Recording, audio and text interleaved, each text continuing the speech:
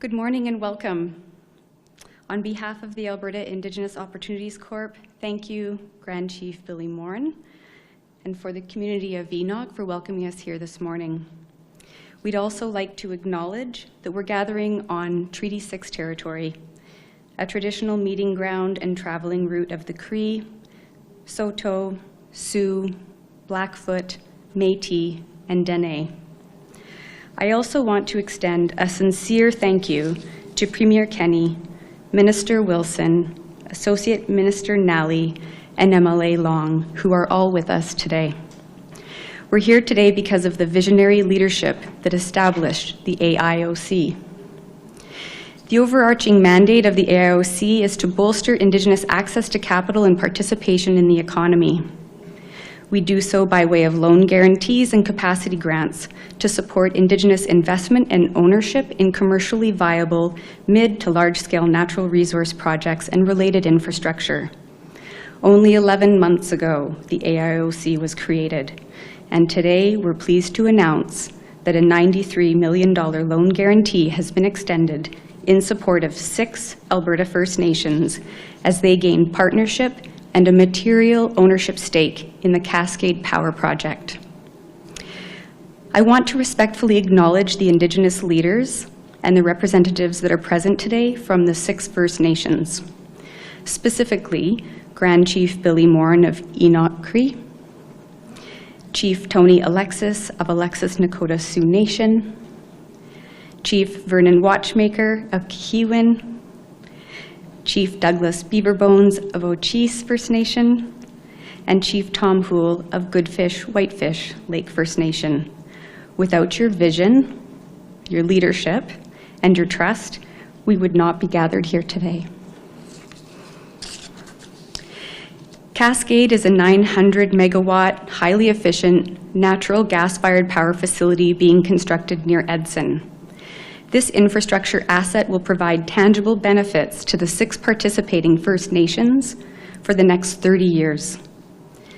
The powerful echo effect of Indigenous ownership in natural resource projects include Indigenous skills development, employment, and capacity building. But also very importantly, ownership itself fosters a mindset and a legacy of prosperity and future-mindedness for the youth and adult members of the nations involved. We do not underestimate the power of that shift in thinking and what it will mean for the 6 First Nations. We also know that Indigenous ownership and meaningful participation in the economy will attract greater economic development opportunities for Alberta and drive our broader economy and prosperity for all.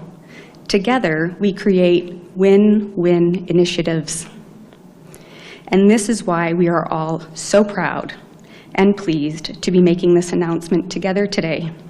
Today marks the beginning of a new era of Indigenous partnerships and economic development that the AIOC is profoundly proud to support. With that, I would like to invite Premier Jason Kenney to make his remarks.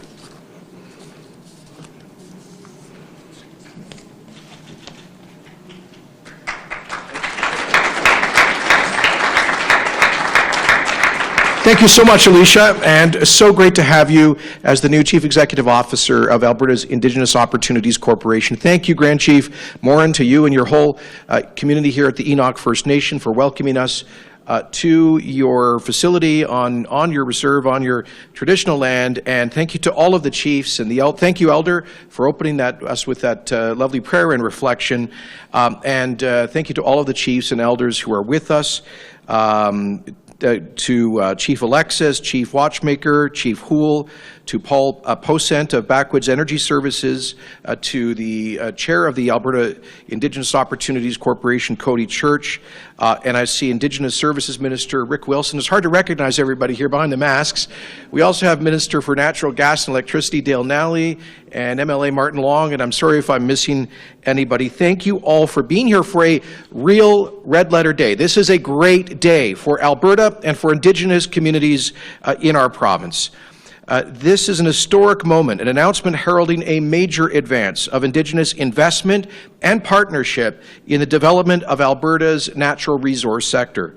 I'm pleased to be back here on the Enoch First Nation. In fact, I was just here last night having dinner with Chief Billy and others.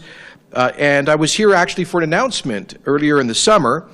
Our last get-together here was in July for the big announcement about the Government of Alberta's partnership with Ottawa and Alberta First Nations in our billion-dollar site rehabilitation program to clean up thousands of abandoned oil and gas wells and related sites. It's the biggest oil patch rehabilitation project in Canadian history, and it's creating thousands of jobs all over our province, including for Indigenous Albertans by First Nation-owned contractors. Those jobs are helping to bring down the province's unemployment rate from over 15% earlier this year when we were hammered by the pandemic-driven global economic shutdown and the resulting crash in oil prices. The August job numbers that came in last week pegged Alberta's current unemployment rate at 11.8%. It's still way too high, but it is progress, and it remains one of the highest jobless rates of joblessness in the country. Still, the bold, ambitious recovery plan that we launched in June to create jobs immediately and build, diversify, and set Alberta's economy on a path for return to long-term growth and prosperity is gaining momentum. We're embarking on a recovery built to last because it will combine the revitalization of our traditional economic strengths in areas like energy, agriculture, and petrochemicals and other resource-based sectors. It's combining those things with increased diversification in fast-growing industries powered by advanced technologies and expansion of our huge undeveloped potential in areas like tourism, aviation, and financial services. This year, we are, on top of all of that, rolling out an infrastructure build, the largest infrastructure build in Alberta history, with $10 billion in projects that are moving Albertans from unemployment to good jobs right now, building roads, bridges, overpasses, water projects, pipelines, gas lines, schools, hospitals, long-term care homes and seniors' homes, and addiction treatment and recovery centers. All of this will spur the creation of an estimated 50,000 jobs and tens of thousands more knock-on jobs with subcontractors and suppliers, small businesses, hotels like this one, and restaurants in every corner of the province. A lot of these projects are happening on First Nations. In late July, for example, I was honored to be at Standoff to announce a $5 million investment to create 75 beds at a new addiction treatment and recovery center on the Big Blood Reserve. In the short term, that project will create some badly needed jobs for the Kainai, but it's also a long-term investment in Alberta's human capital, the single most important element of our future economic growth and success. One of our province's biggest competitive advantages is that we have the youngest population in Canada. And the youngest demographic within our young province is the Indigenous community.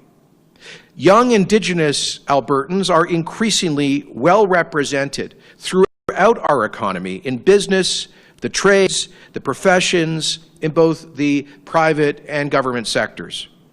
More and more are achieving academic success, seizing opportunities to excel in every field of human endeavor, and building strong families within strong, healthy communities. What we're witnessing here in Alberta, especially in communities like Enoch and several other First Nations that are engaged in the energy sector and other natural resource development on or near their lands, what we are witnessing is the long overdue Indigenous liberation from unemployment and poverty, which must be the moral cause of our time and our generation. It is one of the most exciting social and economic developments of our time, and it points not just to a better future for coming generations of Indigenous people, but to a fairer, a more equitable, and a more united province, and a better future for all of us. You see, I believe that the full participation of Indigenous people in our entire economy should be the ultimate goal and achievement of reconciliation, or as Blood Chief Roy Fox calls it, reconciliation. And that is what brings us here today. I am very pleased to announce the first ever investment by Alberta First Nations in a major resource project backed by Alberta's Indigenous Opportunities Corporation. 6 First Nations, the Alexis Nakoda Sioux, and great to see you, Chief Tony Alexis, the Enoch Cree, Kahiwan, Whitefish Lake, Ochis, and the Paul First Nations are partnering with OP Trust, one of Canada's biggest pension funds, which manages $22 billion in assets for the Government of Ontario and the Ontario Public Services Employees Union, to invest $93 million in the Cascade Power Project, a $1.5 billion natural gas-fired power plant being built near Edson. This is the first Aboriginal equity investment in an Alberta resource project backstopped by the faith and credit of the Alberta Crown through a loan guarantee issued by the new Alberta Indigenous Opportunities Corporation, AIOC. This 900-watt state-of-the-art power plant will meet 8% of Alberta's total electricity needs when it's commissioned. Construction begins immediately, and I know was announced recently, and will be completed by the fall of 2023. The project is expected to create 600 jobs during peak construction, and more than 25 long-term operational jobs, and this is including construction and operational jobs for skilled Indigenous workers employed by First Nations contractors. Natural gas to fuel the plant will come from northwestern Alberta's prolific local gas fields. And this is good news for our natural gas industry, more domestic demand and consumption of that clean energy source. The project accelerates the decarbonization of Alberta's power grid by switching from coal to natural gas on a market basis. Our government is not forcing that. These are market choices being made. A market in which First Nations are now full participants with a seat at the table. And once operational, the power plant is expected to reduce Alberta's carbon emissions from energy production by up to 5%. Between the job creation benefits and all the environmental benefits, plus the safe, reliable, and affordable power benefits for Albertans, there are so many wins here it's hard to count. But here's the icing on the cake. Revenues for the First Nations investors in the Cascade Power Plant are forecast to total hundreds of millions of dollars over the 30 years of the project. Congratulations to everyone involved in putting together this historic deal. And it was a deal. It wasn't easy. It wasn't straightforward. It took a lot of back and forth. But the chiefs who led this project and the AIOC board and executive worked through this and found a solution that ensures a reasonable level of risk for taxpayers and a reasonable level of equity and cash flow for the First Nations. It's a win-win. I especially want to thank and congratulate Alicia Dubois, who started us off here, for getting the AIOC off to such a great start. Obviously, Alicia's extensive background in Indigenous financial services, she comes to us having run the Indigenous financing program for one of the country's largest banks, and her lifelong commitment to Indigenous economic progress is reflected in the nation-spanning partnership assembled for this project. And let me say, I had a wonderful chance with friends to have dinner with Alicia last night and to learn that she's from Algonquin background, came out here with her family where her dad worked as a tradesman up in the oil sands in Fort McMurray, knows how to drive big trucks, has a post-secondary education in science and law, and is passionate about Indigenous economic development. And we are so fortunate to have a woman of her caliber stepping up to this leadership role, aren't we? Please give her a hand. So I know this is just the beginning. And let me pause to say that it was in March of last year where in this room, together with Grand Chief Morin, I announced the intention of my government in the last election to create an Alberta Indigenous Opportunities Corporation to help facilitate Indigenous co-ownership and financial participation in major resource projects so that Indigenous Albertans could benefit fully from the resource wealth that lies below the ground that their ancestors first inhabited, to help move their people from poverty to prosperity and opportunity and a bright future. And it is so exciting for me to see that dream and that vision being realized in a real, concrete way here today. Today's announcement heralds a new beginning for the Canadian energy and resources industry. These sectors have been held back and pinned down for the last several years by hostile policies constraining the development of new projects and pipelines on behalf of foreign-funded special interests. Typically, those interests claim to be speaking on behalf of Indigenous people, but nothing could be further from the truth. These actions are contrary to the economic interests of Indigenous people in this province. They are reminiscent of the paternalism that haunts our shared history, and they have no place in the 21st century, as former Chief Councillor of the Haisla First Nation, Ellis Ross, says. This is eco-colonialism, and we will not stand for it in Alberta. The chiefs gathered here today, and indeed the vast majority of the First Nations of Alberta and Western Canada, recognize that the economic history and destiny of their people lies in the prudent and responsible stewardship of the natural resources that lie on and below their traditional lands. The crushing impacts of the COVID pandemic and the oil price crash has been devastating for all of us. But I'm glad to see there's good business happening here in the hotel, Billy, and I think that's a good sign for your community. An economic recovery built to last for all of us will inevitably involve the revitalization of Canada's natural resources industry to meet the national and global demand for energy and resource products that are produced under the world's strictest environmental, social, and governance standards.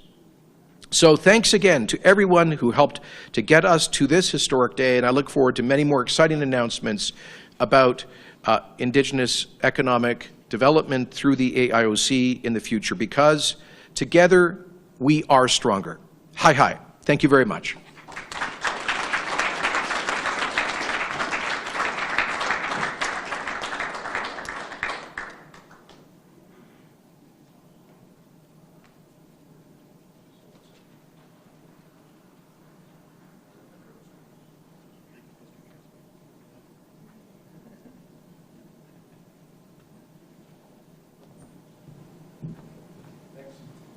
Thank you, Premier Kenney. I would now like to introduce Minister Wilson.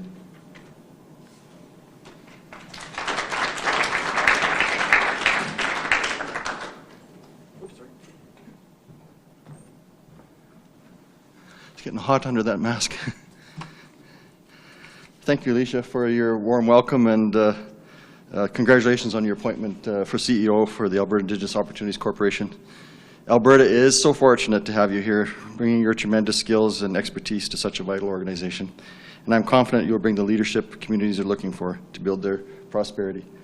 When I was talking to our chairman of the board, Cody Church, is here today, I gave him my wish list for a CEO, and he kind of looked at me like, that's a bit of a stretch. And he calls me up one day, he says, Minister, we found her. And I'm so glad. Thank you, Cody. Let's give Cody a big hand, too, and his whole board.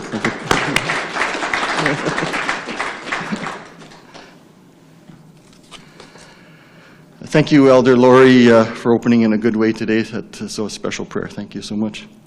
And Premier Kenney, I appreciate you taking time from your extremely busy schedule for today's announcements, as you always do when it comes to Indigenous prosperity and reconciliation. Thank you, Premier, for being here. It's a special honor. Thank you.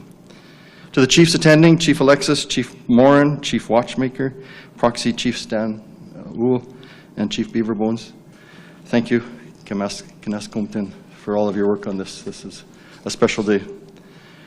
I want to thank you for being here to help us to do this announcement, this milestone announcement with us today. Tanzi, everyone.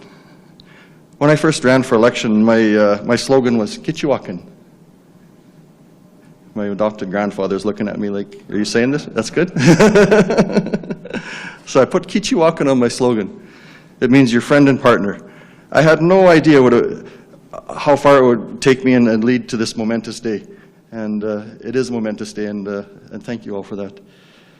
The Cree word for working together is, I'm going to say this wrong for sure, but memo gomatus, working together. Is it good enough? And this is really working together, and it's been an honor getting to know all of you and working together to pull something like this off. And it's a great day to be here on Treaty 6 territory.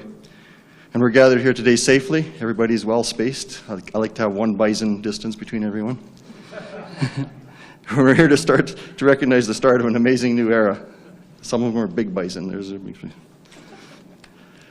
Thanks to Premier Kenney's vision to create a public agency that can back major Indigenous investment in natural resource projects. And who else here today said this was their idea? A lot of people are claiming this is their idea, but Morin, where are you at? He said that he had met with the Premier, and I think Chief Billy did before the election, and you guys discussed how important it would be if we were to do an investment like this, and now to see it come to fruition and meet our mandate in our platform is awesome. So today's announcement is proof that the start of a true partnership with the full faith and backing Alberta government's finances. Projects like Cascade, well, it's going to bring jobs and a steady economic stream and the potential of new community programs to lift more people onto solid financial ground, now and for many years to come. And we've seen what happens when communities have the financial means to develop socio-economic programs to meet members' needs. It raises their quality of life. And I've seen it in Whitefish Goodfish Lake First Nation, one of the communities that will benefit from the AIOC's backing. Whitefish Goodfish, if you don't know, operates one of North America's largest dry cleaning operations. And recently they've expanded their operation to make these masks. I wear one. Like the one I have with me today. I think they're bringing on an additional 15 people, they told me last night, because they've been picking up extra contracts. So it's just amazing what they're doing up there. And Backwoods Energy, wholly owned and operated by Alexis Nakoda Sioux Nation, created an outstanding corporate model. They've recently been selected to support abandoned well cleanup through Alberta government's site rehabilitation program. And with the Premier and Billy and Chief Alexis, we met just behind the casino here a few weeks ago to announce the first well cleanup here. The capacity is there in Indigenous communities, and when more is needed, the AIOC can help you. Alberta's recovery depends on Indigenous communities having a real chance at economic prosperity. And this is true reconciliation. Reconciliation makes sure those opportunities are meaningful and enduring. So again, congratulations to Chief Alexis, Chief Beaverbones, Chief Wool, Chief Morin, Chief Rain, and Chief Watchmaker, whose communities are involved in this spectacular project. And to Alicia, thank you so much, and Cody, and the rest of you. I saw some other board members here, Stephen and Peter. Thank you so much for working so hard to pull this together. They kind of built this boat on the fly. I've been putting pressure on them right from the start. So we got to get projects out the door. We got to give people in Alberta hope again. And you all did it. And Matt, thank you so much for all your work on this. And thank you for everybody for joining us in this celebration today. Hi, hi.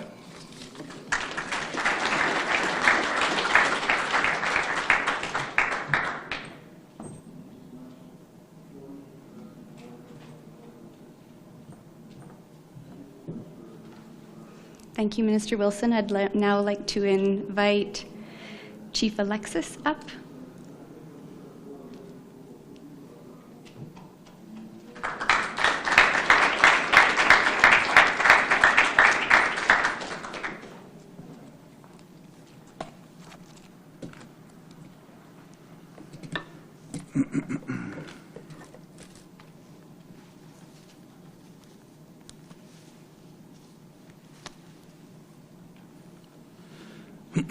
Aboshtit, good morning. Thank you, Elder Laurie McDonald, for getting us started in a good way this morning, acknowledging the Creator for today's blessings and all that we have received so far. I would like to acknowledge Grand Chief Billy Morin, Chiefs present, Elders, Premier Kenney, members of the AIOC, and our partners. The Cascade transaction is a truly historic investment that showcases what can be accomplished when First Nations government and industry work collaboratively for the betterment of all stakeholders. Over the last 8 months, our team and partners have put in an intense effort to reach this deal. All participants should be very proud of the outcome.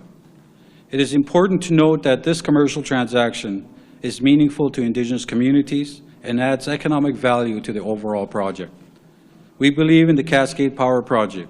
It will inject $1.5 billion into the Alberta economy and will provide needed jobs in the local area.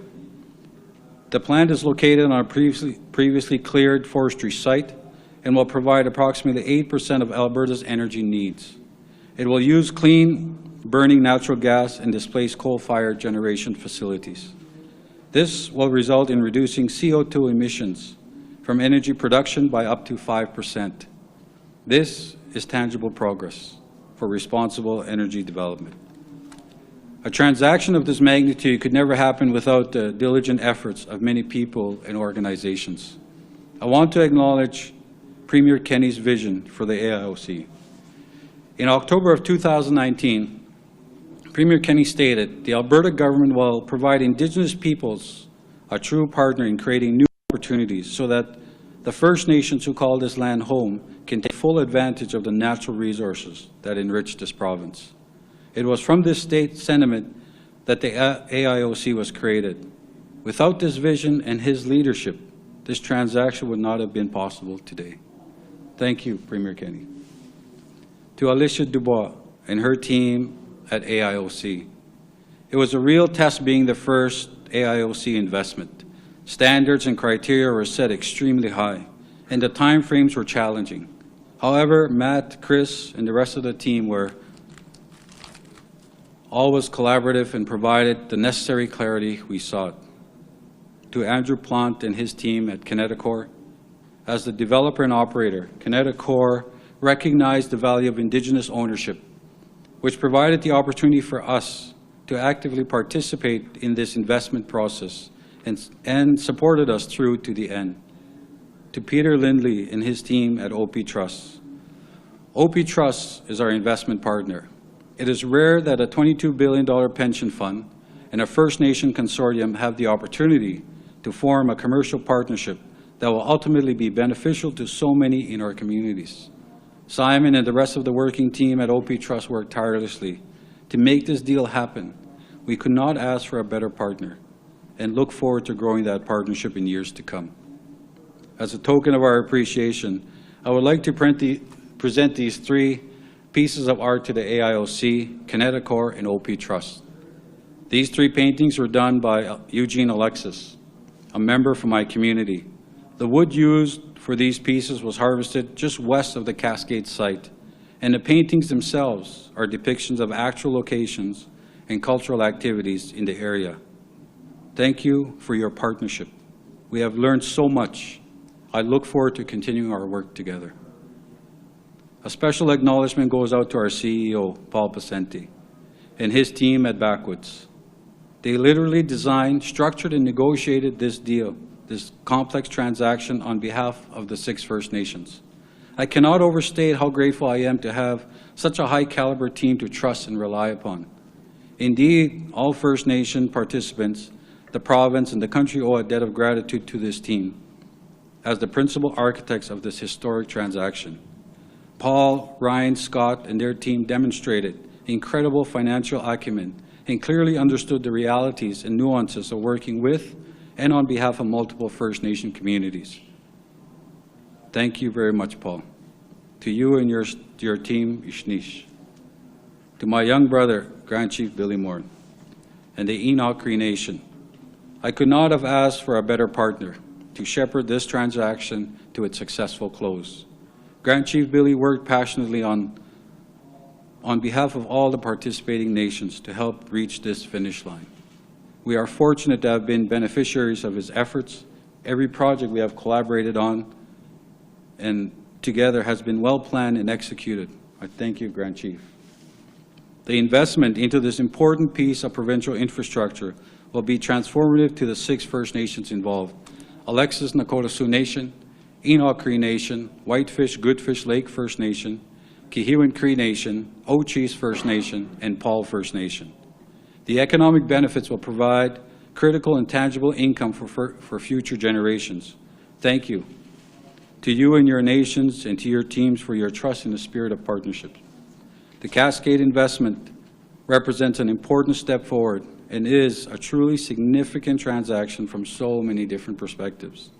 It is my great hope that what we have accomplished becomes the national blueprint for how major energy projects like the Trans Mountain Pipeline and other infrastructure projects can be structured and financed on commercial terms to include Indigenous peoples. We are certainly willing and ready to share our experience to assist and advance the case for Indigenous asset ownership. On behalf of my council, my people, and my elders, we have so many here, I want to thank you all very much. Ishnish.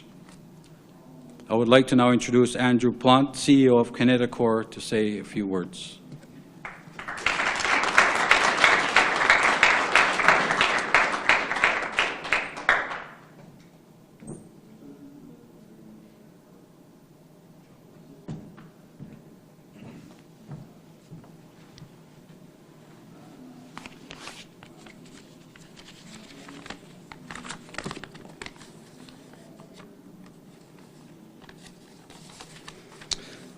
Thank you very much, Chief Tony. Thank you for the amazing gift, and thank you for having me here today. I'm Andrew Plant, the President and CEO of Enoch. Enoch is the developer and asset manager of the 900-megawatt Cascade Power Project. We are responsible for the safe and environmentally focused development, construction, and ongoing operations of Cascade on behalf of our investors. The McLeod River Power Group, which is the partnership between OP Trust and the Indigenous Communities Syndicate Limited Partnership, known as the ICS, Axiom Infrastructure, and DIF Capital Partners. On behalf of OP Trust, who pass along their sincere regrets for missing today due to COVID-related travel restrictions, they have asked me to express their gratitude to the Backwoods, the AIOC, and our 6 new First Nations partners at the ICS for all of their hard work and dedication, which has resulted in this great partnership. OP Trust is proud to be investing in Alberta infrastructure and entering into a long-term partnership with multiple First Nations that we hope could be a model for future projects between First Nations and industry. As the developer, we at Enoch have been focused on developing a power plant that would not only support Alberta's goal of transitioning off coal-fired generation by the end of the decade, but also provide meaningful social and environmental benefits to stakeholders. We are truly fortunate to have had the opportunity to work together with everyone here to create an investment that is mutually beneficial to both the First Nations and the other infrastructure investors at Cascade. When Enoch looks for investment partners on projects, we always focus on alignment of interests. With the local knowledge and the long-term views of the ICS, we have been fortunate to find a partner that is aligned and will provide Cascade a local advantage that will benefit all stakeholders over the life of the project. Through ICS's involvement, Cascade will receive numerous benefits through collaboration and the deep understanding of local priorities that are required to make Cascade a success. This partnership was a result of mutual understanding of the positive benefits that all parties could achieve with Indigenous ownership. And all of this wouldn't have been possible without the Premier and the Alberta government for having the vision to establish the AIOC, for which we are very appreciative. The AIOC provides a structure that allows groups such as the ICS to access capital and invest in commercially viable projects that will provide direct benefits to First Nations and industry in the province. The ability for groups such as the ICS to have a clear path to equity ownership creates a structure that truly benefits all parties involved.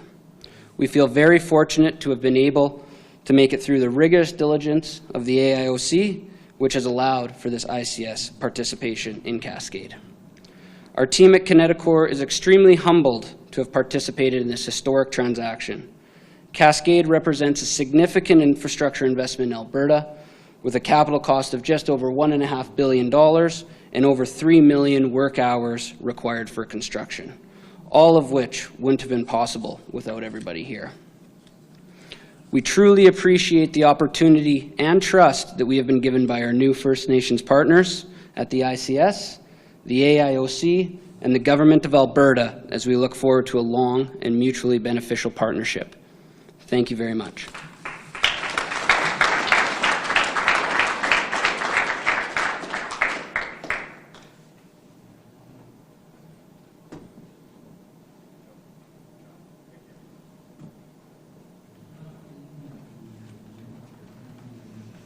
Thank you, Andrew.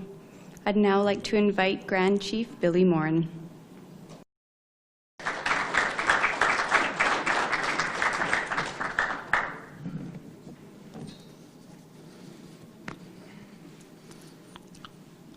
Just waiting for my second round of applause from that room here. Just hold on. No, I'm just joking. It's a good day. It's a good day to laugh. It's a good day to smile. It's a historic day to come together and shake hands and do something again historic.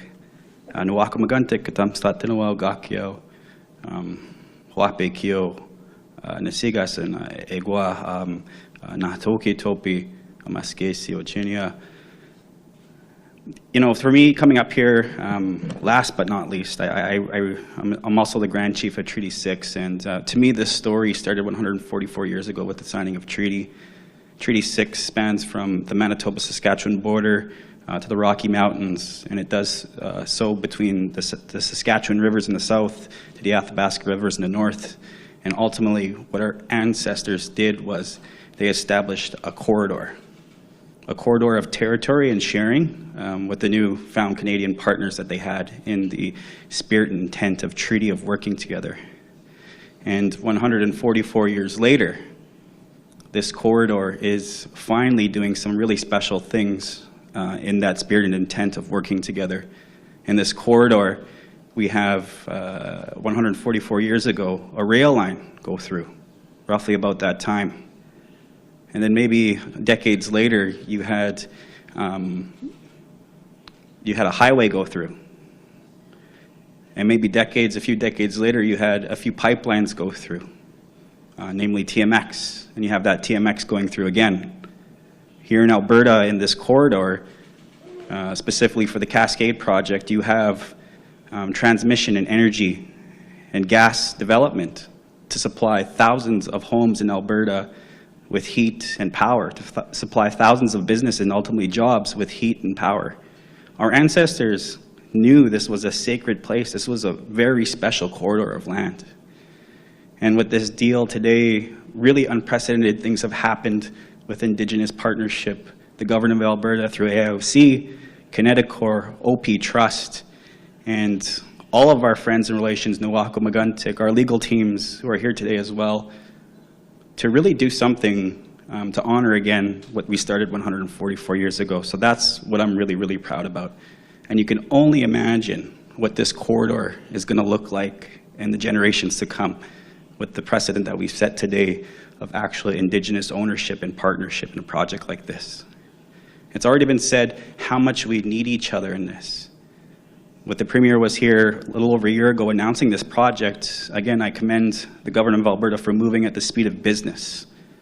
11 months, and we spoke about it last night, to have a new government come in, to have OP Trust come in, to have the AIOC established in the board, to go get a new CEO, to bring 6, 7 chiefs together, to have multiple legal teams come together, to have multiple consultants come together, to have elders come together, to have community members come together, to have Albertans, First Nations, and Canadians come together is no small task.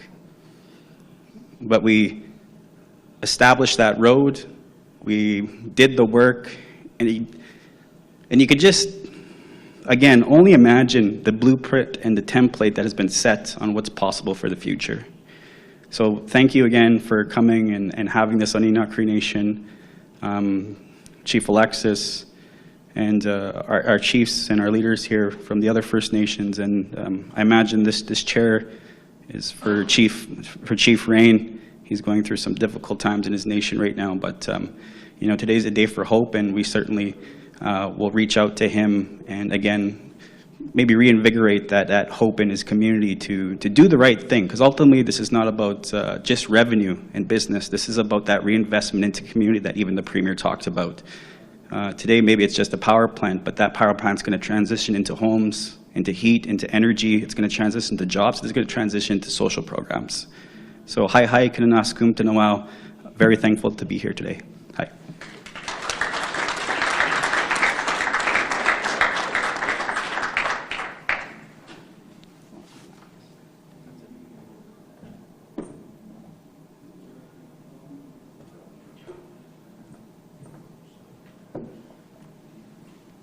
Thank you, Grand Chief. So I've been asked to make closing remarks, and I have to say, after those final remarks from Grand Chief, there's really nothing more to say other than thank you, everybody, for coming. Thank you, everybody, for showing up in the most meaningful of ways. This is a very momentous historical moment. It's the one of many that are still to come. I look forward to seeing many of you many more times. Thank you.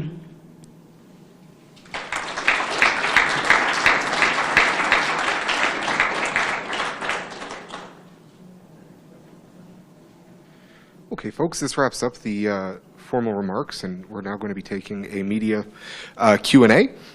Operator, can you please put through our first caller? All right, the first question is from Chris Varco with the Calgary Herald. Go ahead, Chris.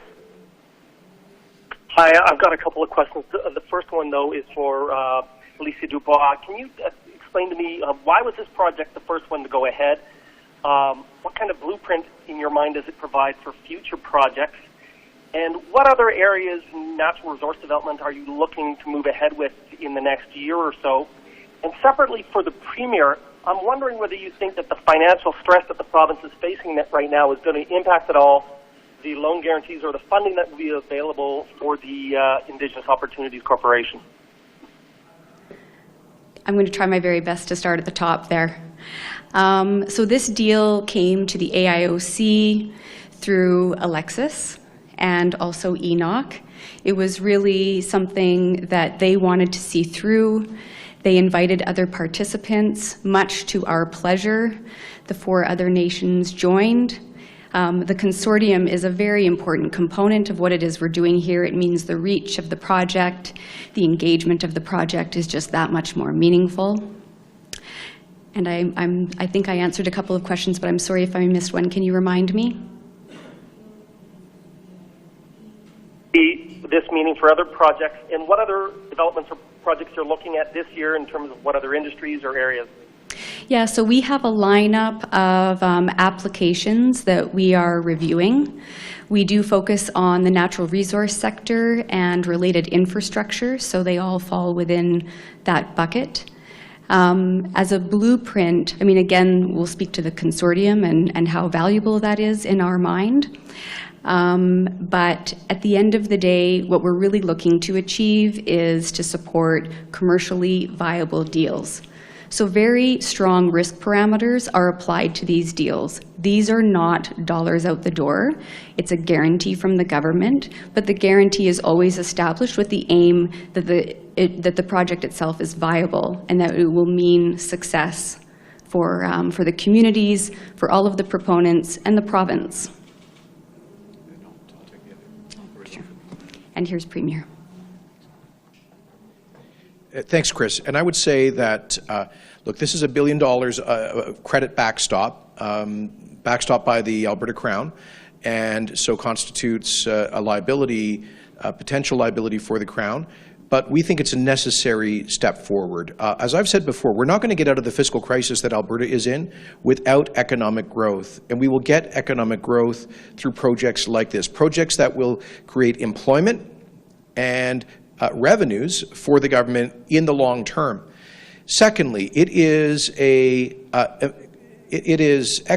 critical imperative for Alberta that we see First Nations playing a real leadership role with an equity stake in resource projects if there's going to be a vital future for our resource industries. So this is, and thirdly, I would point out that the AIOC is, as Alicia just said, applying a very rigorous screen to proposals. They've received, I think, dozens of proposals, And I think I've been briefed. It's fair to say that not all of them were well developed, and some of them, many of them, far exceeded the risk profile of the AIOC. So I suspect the majority of projects that are proposed will not get a green light from the AIOC, and I do understand that they're well advanced in looking at a couple of other prospective major investments. As you know, Chris, the mandate for AIOC is limited to resource projects, and the board can define how that is applied. They have been approached by First Nations to backstop other kinds of projects like innovative agricultural projects, irrigation projects, and things like that. And so if the board sees a really meritorious project that's outside of its mandate, they can come to the government to seek an exemption to broaden the mandate. But we did want to focus in the first period of the AIOC on resource projects for obvious reasons. And finally, let me say that if the AIOC is a success, if they commit the first $1 billion in backstop to credit-worthy projects that are creating jobs and opportunity for First Nations, the Government of Alberta will consider expanding the availability of credit backstop and indeed expanding the mandate. Thank you very much. Just a reminder to folks on the line to please try and keep yourselves to one question, as I want to get through as many folks as possible today. Operator, can you please put through the next caller? Next is Rafi Bujikanian with CBC. Go ahead, Rafi. Hi, thank you for taking my question. It's for the Premier, and it's not related to today's subject. Premier, this morning you received a letter from 600 Albertan patients, parents, families, and physicians who are asking you to reconsider defunding the pilot project that was funding 2 different medicated drug addiction clinics in Calgary and Edmonton. So I guess my question is, why is the government defunding these, and what kind of replacement programs would you see taking their place?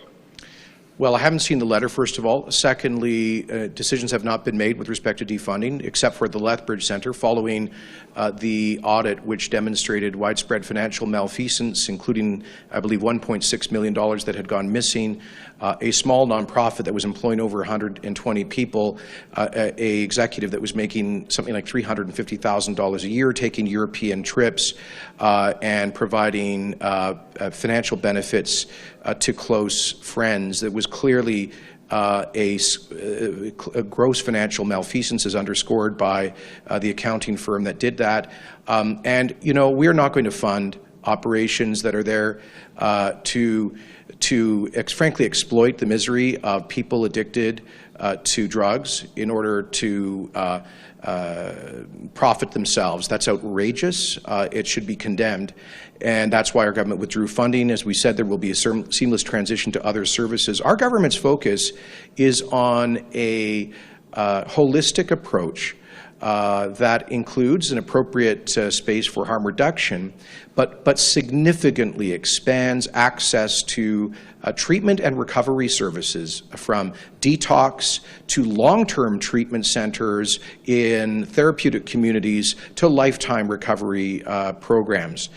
That's why, for example, we announced the new treatment center for long-term care for people addicted to drugs at the Kainai First Nation, as well as one in Lethbridge County for other people in southern Alberta. We've done the same in Red Deer. We're expanding those services right across the province. We're also expanding access to alternative drug treatment courts. But listen, Albertans know that facilitating addiction, as the federal government now wants to do by handing out free narcotics to addicts, is not compassion. We need a compassionate approach, offers people stuck in the trap of destructive addictions a path out, a way out, and that's why our focus is on treatment and recovery. Okay, thank you. Operator, can you please put through the next caller? Next is Lauren Krugel with the Canadian Press. Go ahead, Lauren. Good afternoon, and this is also not related to the announcement today. Apologies. We heard yesterday that BC is taking a number of steps to limit the spread of COVID-19 in places like bars, restaurants, lounges, such as volume limits, closing alcohol sales earlier than normal. Alberta has more hospitalizations and more active cases than BC does, and I'm just wondering whether Alberta would consider taking similar steps to BC when it comes to how those venues operate.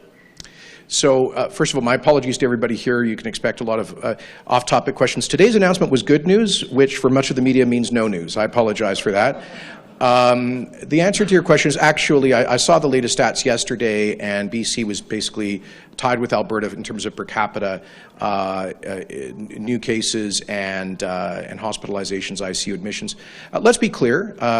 Based on yesterday's data, we have about 45 people in hospital in Alberta with COVID-19, about 10 in ICUs out of that 45.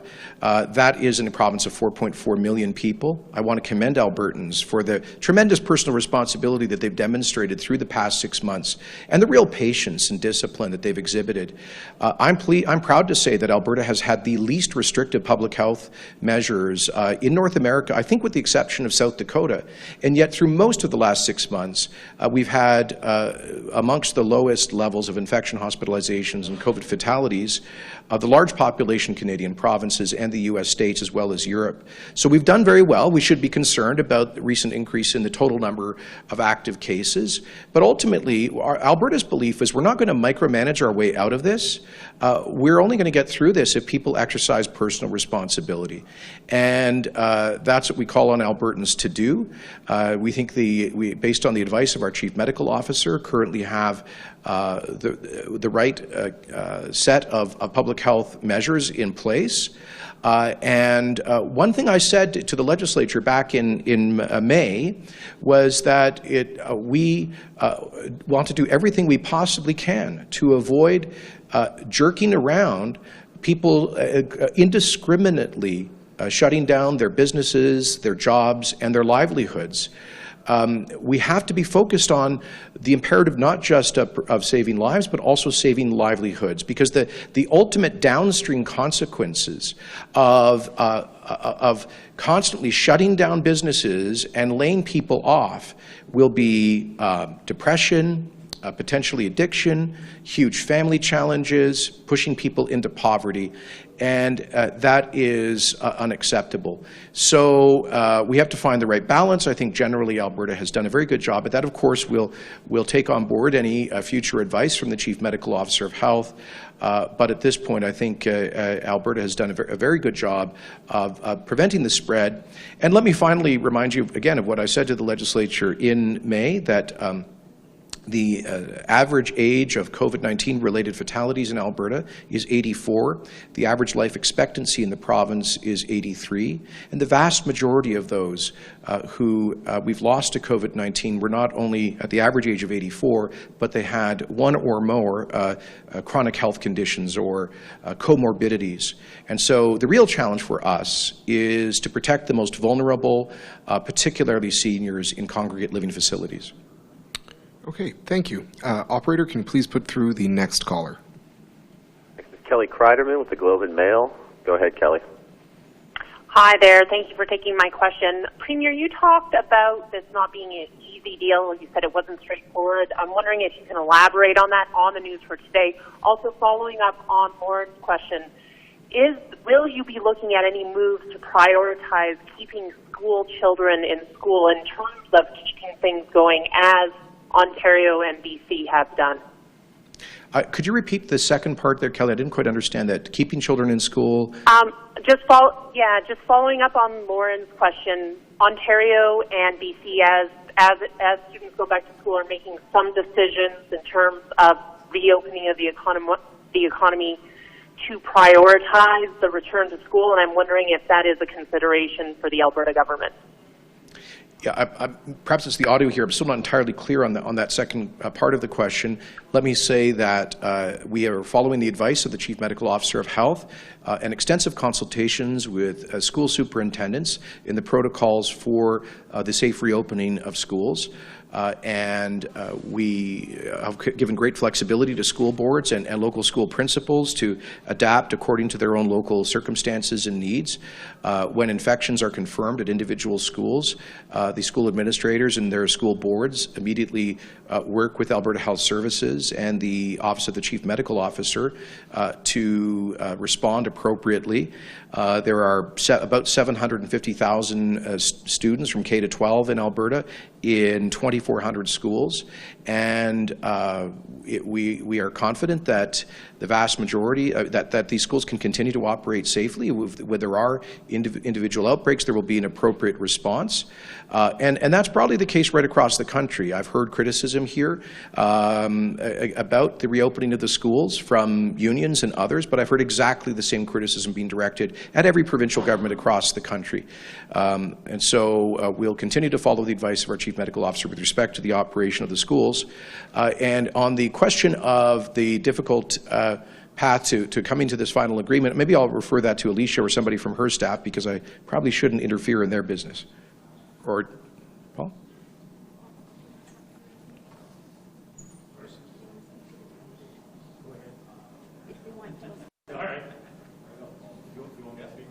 I'm just going to ask Paul to come up from Backwoods so he can give you details on the deal.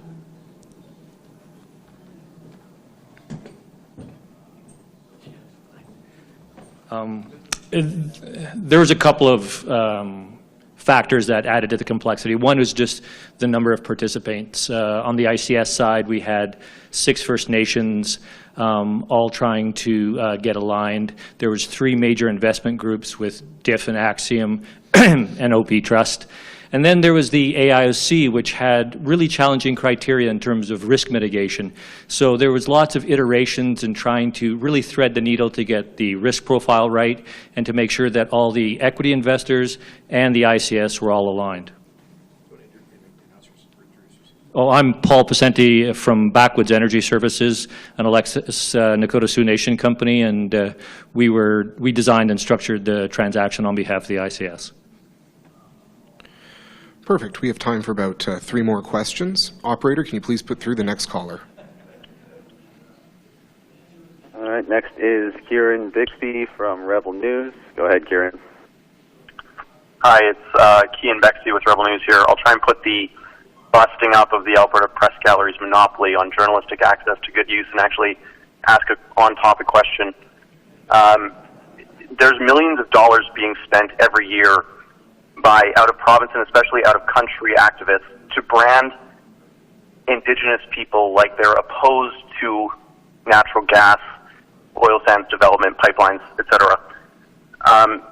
Premier, in your experience negotiating this deal, is that the experience that you had with Indigenous populations? No. In fact, in June of last year, our government convened a Crown First Nations Leadership Summit where we invited, I think, 46 of Alberta's Indigenous chiefs to meet with our cabinet for the better part of a day. And the central agenda item was partnerships in responsible resource development. And I was very happy to see basically unanimity around the table. Obviously, First Nations have a special connection to the land of their ancestors, and are more sensitive than most people about environmental conservation and preservation. At the same time, they understand the First Nations with whom we have engaged through this agreement and in all of our consultations over the past 16 months, I've heard a deep understanding about the need to help move people from poverty to opportunity through responsible resource development partnerships. Let me give you a solid proof point about this. The Supreme Court of Canada recently confirmed in its judgment on the Trans Mountain Pipeline that 111 of the 118 First Nations with some proximity to the Trans Mountain Pipeline actually support the expansion project or are not opposed to it. And I think 57 of those nations have signed benefit agreements. And we're down to, I think, only 3 or 4 of those 118 First Nations who are opposed.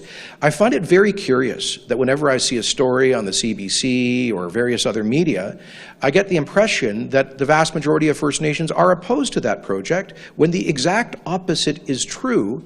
And that truth has been validated by both the Federal Court of Appeal and the Supreme Court of Canada. So I hope that from developments such as this one today, that some in the media will begin to give a larger voice share to First Nations who want to be partners in prosperity. And I'll give you, that's also why we've established the Indigenous Legal Defense Fund, which is now supporting a challenge by which First Nation? It'll come to the minister in a second. Oh, Lubicon. Yeah, by the Lubicon First Nation to challenge the constitutionality of the federal bill C-48. I would point out, that was the tanker ban. I would point out on that one, for example, that the Nisga'a First Nation on the west coast of BC, they have a very advanced self-government arrangement and they want economic development. They want the potential to be able to develop ports for export of products, including energy products, off the Canadian west coast. And they're saying, why are we being inhibited by the federal government in doing so through Bill C-48?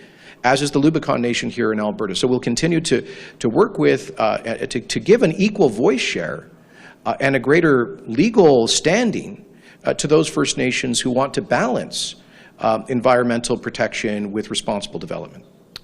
Perfect, thank you. Operator, can you please put through the next caller? Next is Kevin Nimick with CTV. Go ahead, Kevin. Hi there, another question for the Premier, again, unrelated to today's press conference, but Grey Eagle Casino in Calgary is announcing today that they're relaunching table games. How much revenue has been lost for the province through casinos during the pandemic so far, and how important is that revenue to get back on track? Well, it's an important revenue source through the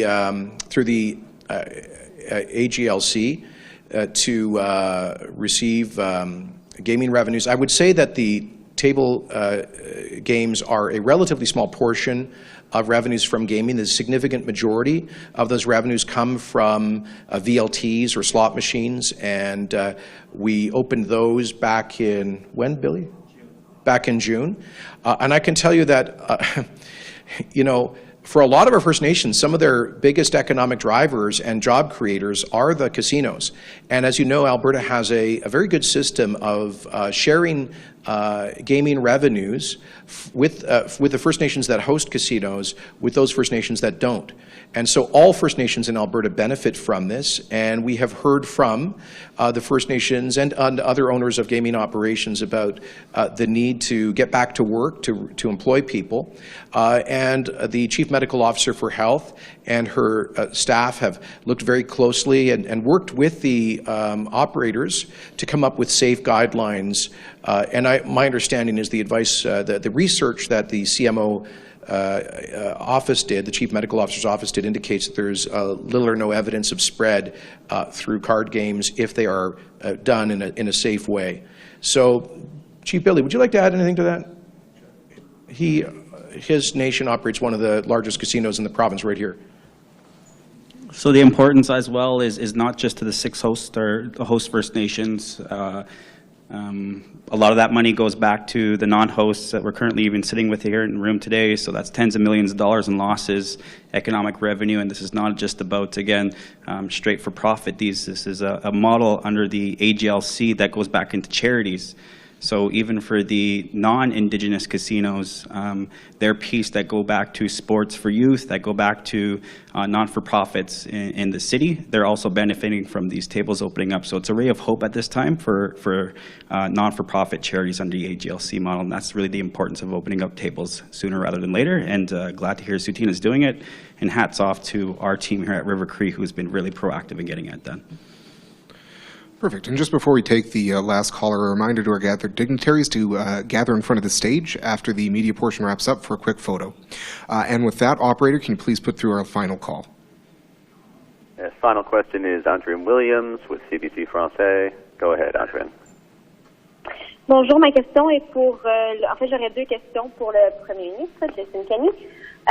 Premièrement, si vous pouviez peut-être nous faire une petite déclaration en français concernant l'importance pour la province de ce projet, de cette nouvelle centrale électrique. Et puis, j'aurais une question aussi sur le changement de nom de deux écoles à Edmonton. J'aimerais savoir ce que vous pensez des deux politiciens. Okay. C'est M. Oliver et qui est l'autre? C'est M. Oui, Oliver? exactement. Oui, un instant. Okay. C'est Frank Oliver et Dan Knott. Okay. Trouvez-vous que ces politiciens sont inspirants? Sur la deuxième question, premier, écoutez, c'est une décision des communautés locales. Je respecte leurs décisions.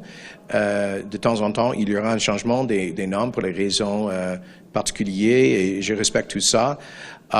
Mais sur la première question, c'est une annonce importante d'investissement de près de 100 millions de dollars par les nations, les Premières Nations, les Autochtones en Alberta, dans la construction d'un